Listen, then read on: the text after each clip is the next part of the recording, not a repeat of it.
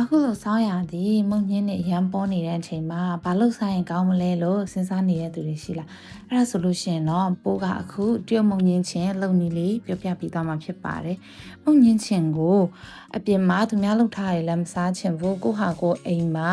တန်ရှင်းရှင်းနဲ့လှုပ်စားချင်တဲ့သူတွေအတွက်ပိုးကအိမ်မှာအလွယ်လိုက်လှုပ်လို့ရတဲ့အလွယ်လှုပ်တဲ့နည်းလေးကိုပြောပြပေးသွားမှာဖြစ်ပါတယ်အဲ့ဒါကြောင့်မို့ပိုးနဲ့အတူတူလိုက်လှုပ်ကြည့်ရအောင်နော်တမုံညင်းချင်လုပ်ဖို့အတွက်ပထမဆုံးပိုးကကျူးမြင့်နဲ့မုံညင်းစိမ်းတွေကို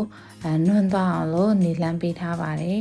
ပြီးရင်တရုတ်မုံညင်းချင်ထဲမှာပိုးကမုံလာဥဖြူမုံလာဥနီလေးလည်းထင်မှဖြစ်တဲ့အတွက်သူတို့ကိုလည်းအနေတော့အတုံးလေးတွေတုံထားပေးလိုက်မယ်အရင်လည်းမကြည့်ဘူးအရင်လည်းမသေးဘူးပေါ့နော်ပို့အခုမုံညင်းချင်လောက်တဲ့နေရာမှာစမုံဂျူတွေထည့်မှာပေါ့နော်စမုံကကြတော့ကိုလုံးမဲ့မုံညင်းချင်ပမာဏပုံမှာကြည့်ပြီးတော့ထည့်ရမှာပေါ့အခုပိုးကမုံညင်း3စီးနဲ့တခြားမုံလာဦးဖြူမုံလာဦးနေတခြားအစာပလာလည်းထည့်အောင်မှာဆိုတော့စမုံကိုထမင်းစားဆုံး5ဆုံးခန့်လောက်ပေါ့နော်ခံမှန်းပြီး煮ထားလိုက်ပါတယ်တခြားညို4ဆုံးလောက်ထည့်ပါ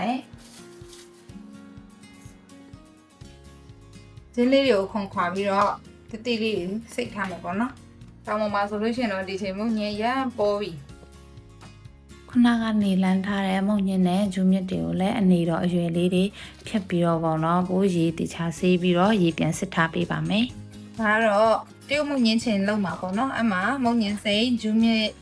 မုံလာဥဖြူမုံလာဥနေကိုလည်းအားရပါရနေပြီးမယ်ပေါ့နော်။သူတို့နွန်းသွားတဲ့အထိစားထည့်ပြီးတော့နွန်းသွားတဲ့အထိနေပြီးမယ်။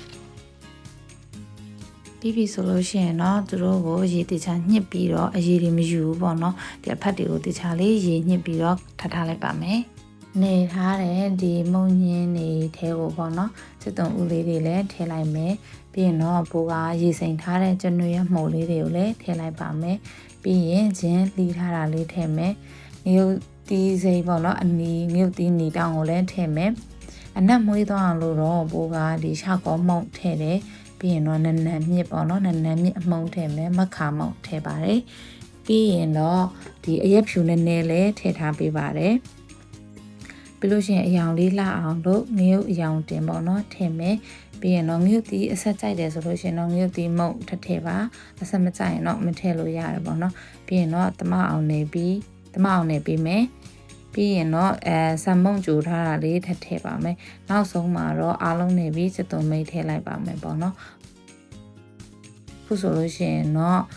တရုတ်မုံညင်းချင်းကနေလို့ပြီးသွားပါပြီအခုနေထားတဲ့မုံညင်းတွေကိုပေါ့နော်ဒီဖန်ပလင်းတန်လေးထဲမှာထည့်ပြီးတော့လီလုံအောင်ပိတ်ထားရပါမယ်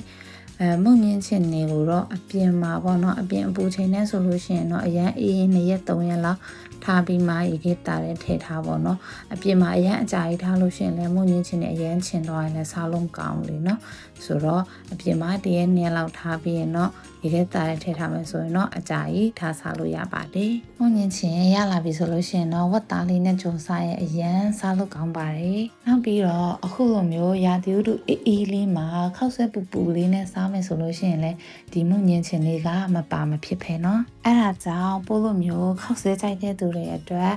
မုံညင်းချင်းအိမ်မှာအလွယ်တကူလှုပ်ရှားလို့ရတဲ့နည်းလေးကိုလာရောက်ဝင်ပြပေးတာဖြစ်ပါတယ်။အဲလုပ်ကြည့်ဖို့လည်းပြောချင်ပါတယ်။အားလုံးကိုကျေးဇူးတင်ပါတယ်။